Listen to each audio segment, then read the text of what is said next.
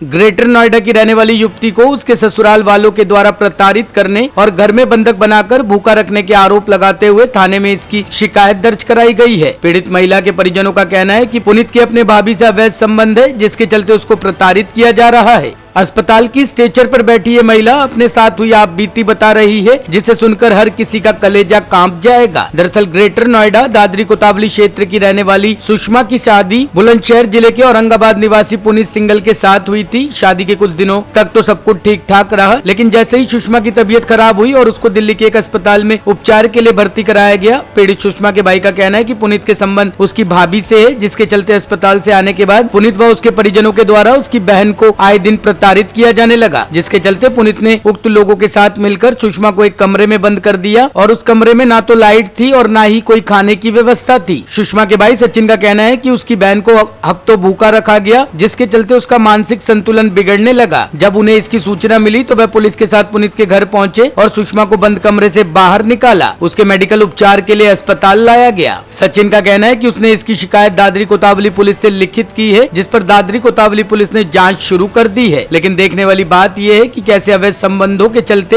एक कलयुगी पति ने अपने पत्नी को घर में कैद कर दिया और भूखे मरने के लिए छोड़ दिया। गनीमत रही कि समय रहते पीड़ित सुषमा के परिजन पुलिस लेकर मौके पर पहुंच गए, वरना सुषमा की बंद कमरे में मानसिक संतुलन या तो खराब हो जाता या फिर उसकी मौत हो जाती। क्या नाम है आपका? मेरा नाम मोहित गोयल है। मोहित, क्या घटना घटी, पूरी क्या था पूरा मामला?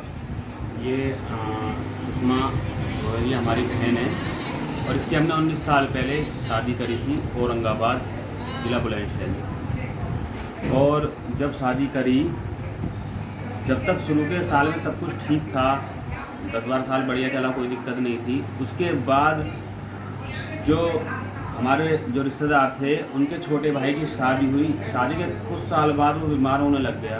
उसके बाद जब वो दिल्ली अस्पताल में एडमिट हुआ तो इन्होंने उसकी वाइफ के साथ वहाँ संबंध बनाने स्टार्ट कर दिए और धीरे धीरे हमारी बहन के साथ अत्याचार करने चालू कर दिए। कई बार हमने समझाने का प्रयास भी किया, कई बार वहाँ जाके पंचायत भी हुई, समाज भी बैठा, सबने बहुत समझाया, मगर इसने भरी पंचायत में बोला जी मेरे संबंध हैं उससे। क्या नाम है लड़के का? लड़के का नाम पुनीत सिंघल है। इसका हार्डवेयर और पेंट का काम है। कहाँ पे? औरंगाबाद।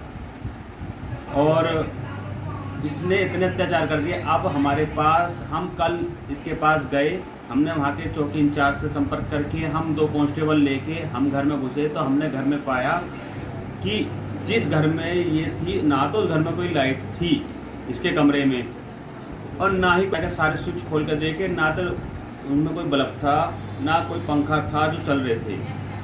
और इसको 10-12 दिन से भूख की हालत में थी। इसको कुछ नहीं दिया खाने के लिए और इसके साथ मारपीट भी करी गई। इसके साथ बहुत अत्याचार करे। पुलिस वालों ने उसको धमका के इसको अस्पताल रेफर करा और अस्पताल हमने बुलंदशहर, पहले फर्स्ट एड के लिए हमने बुलंदशहर अस्पताल राना हॉस्पिटल में दिखाया। उसके बाद हमारी वहाँ संतुष्टि नहीं हुई। हम दादरी सरकारी अस्पताल में, हम थाने में आए हैं, थाने से फिर हम सरकारी अस्पताल में गए हैं। इसने बहुत बताया कि मेरे साथ बहुत टॉर्चर करा, मेरे साथ बहुत मारपीट करी। आज बहुत दयनीय स्थिति में है और डॉक्टर की सख्त ज़रूरत है। और हम ये चाहते हैं योगी सरकार से कि सख्त से सख्त कार्रवाई ऐसे इंसान के ऊपर जो समाज के नाम पे धब्बा है, जो मैं तो कहता हूँ रावण से भी बुरा है, जो वहाँ की रामलीला में राम का रोल निभाता था। 12-14 साल जिसने राम का रोल निभाया है और उसके बाद उसने इस तरह की हरकतें करी हैं, बहुत शर्मनाक है। क्या करा? चिल्लाऊं मारा भी है? हाँ, सिर बस पता ही नहीं, चप्पल मारी जहाँ ऐसी चिल्लाहट से निकले मुँह से, बहुत ही बुरा हाल। तो लगभग कितने दिन हो गए तुम्हें उस कमरे में जहाँ से लेके आए हैं? जहाँ से लेके आए हैं? इसमें तो साल भर होगा, दूसरी साल तो घर आओ, अब बंद करके डाल। खाना वाना कुछ नहीं दिया? अपने आप बना लेना तो कोई मतलब ना है।